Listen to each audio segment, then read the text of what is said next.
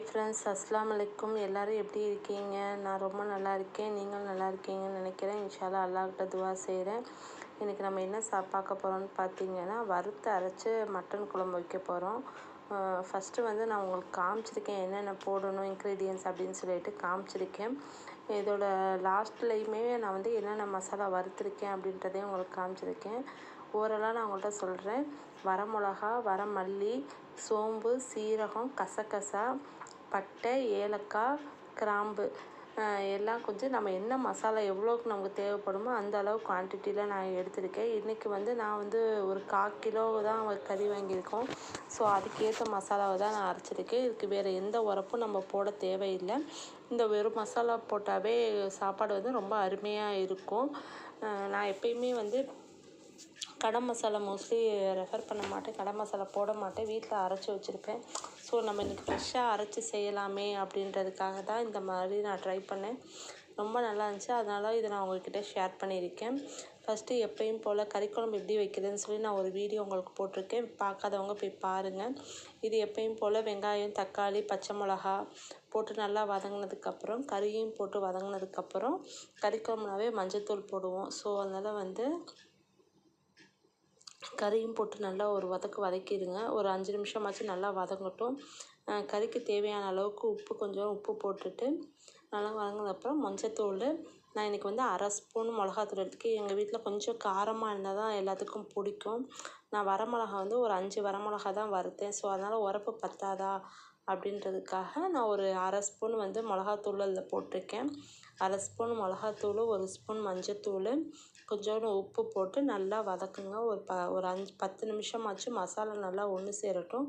ஒரு 5 நிமிஷம் நல்லா வதக்குனதுக்கப்புறம் நம்ம எப்பயும் போல் அரைச்சி வச்சுருக்கோம்ல, நான் இப்போ நல்லா வெறும் சட்டியில் போட்டு இந்த மசாலா நான் காமிச்சிருக்க மசாலாலாம் நல்லா வறுத்து இங்கே பாருங்கள் நல்லா பொடி பண்ணி வச்சுருக்கேன். ஸோ இதை கறியோடு போட்டு ஒரு 10 நிமிஷமாச்சும் நல்லா வதக்கணும். அந்த பச்சை ஸ்மெல் போட்டு அந்த கறியில் நம்ம மசாலா இறங்குனா தான் டேஸ்ட்டு நல்லாயிருக்கும். ஒரு 10 நிமிஷம் நல்லா வதக்குனதுக்கப்புறம் ஒரு செம்பு தண்ணி ஊற்றி ஒரு 3 விசில் விட்டுருங்க. உங்கள் குக்கரில் எத்தனை விசில் விட்டால் கறி சீக்கிரம் வேகுன்றதுக்கு ஏற்ற மாதிரி நீங்கள் கறி விட்டுருக்கேன். என்னோடக்கு 3 விசில் விட்டுருக்கேன். கறி நல்லா வெந்ததுக்கப்புறம் நம்ம கறியில் எப்பயும் எதாவது காய் போடணும் அப்படின்னு நினச்சிங்கன்னா காய் போட. இன்றைக்கி என் வீட்டில் சொரக்காய், உருளைக்கிழங்கு, ஒரு கத்திரிக்காய் எல்லாம் ஒன்று கிடந்துச்சு. ஸோ எதுக்கு வேஸ்ட்டு பண்ணுவானே அப்படின்னு சொல்லிட்டு அந்த கறியில் போட்டிருக்கேன்.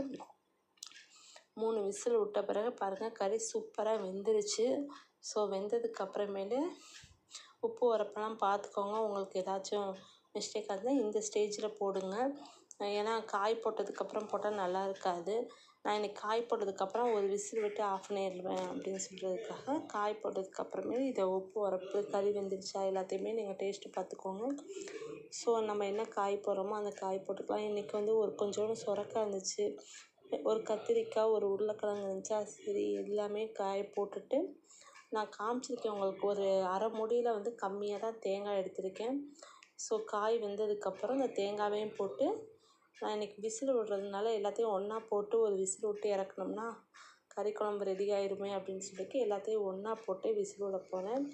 ஸோ விசில் விட்டு இறக்கிட்டால் கறி குழம்பு சூப்பராக ரெடி ஆயிடும். நீங்களும் இந்த மாதிரி ட்ரை பண்ணி பாருங்கள். ரொம்பவே நல்லாயிருக்கும். உங்களுக்கு மசாலா என்னென்ன மசாலா நான் போட்டிருக்கேன்னு காமிக்கணும்னா லாஸ்ட்டில் நான் அந்த வீடியோவில் எண்டிங்கில் நான் உங்களுக்கு அந்த மசாலாவை காமிச்சிருக்கேன். ஸ்கிப் பண்ணாமல் பாருங்கள். அப்போ தான் எந்த மெத்தடில் போடுறோமோன்னு சொல்கிறது நமக்கு புரியும். ஸோ ஸ்கிப் பண்ணாமல் பாருங்கள். நீங்களும் ட்ரை பண்ணிங்கன்னா மறக்காமல் ட்ரை பண்ணி பாருங்கள். யாரெல்லாம் என்னோடய வீடியோ பார்த்துட்டு இந்த மாதிரி ட்ரை பண்ணீங்க அப்படின்னு சொல்லி மறக்காமல் எனக்கு கமெண்ட் பாக்ஸில் கமெண்ட் பண்ணுங்கள். என் வீடியோ உங்களுக்கு பிடிச்சிருந்தா சப்ஸ்கிரைப் பண்ணுங்கள், லைக் பண்ணுங்கள், ஷேர் பண்ணுங்கள். அப்போ தான் நான் போடுற வீடியோ உங்களுக்கு ஒன்று நோட்டிஃபிகேஷனில் வரும். பாருங்கள் சூப்பராக கறி குழம்பு ரெடி ஆகிடுச்சு. கடை குழம்பு கூட தோற்று போயிடும். அந்த அளவுக்கு செம்மையாக வந்துருந்துச்சு. டேஸ்ட்டும் நல்லா இருந்துச்சு. ஒரு டிஃப்ரெண்ட்டாக இருந்துச்சு. ஸோ நீங்களும் ட்ரை பண்ணி பாருங்கள். நான் வறுத்து வச்சுட்டு உங்களுக்கு காமிச்சிருக்கேன். ஓகே ஃப்ரெண்ட்ஸ், பாய். அஸ்ஸலாமு அலைக்கும்.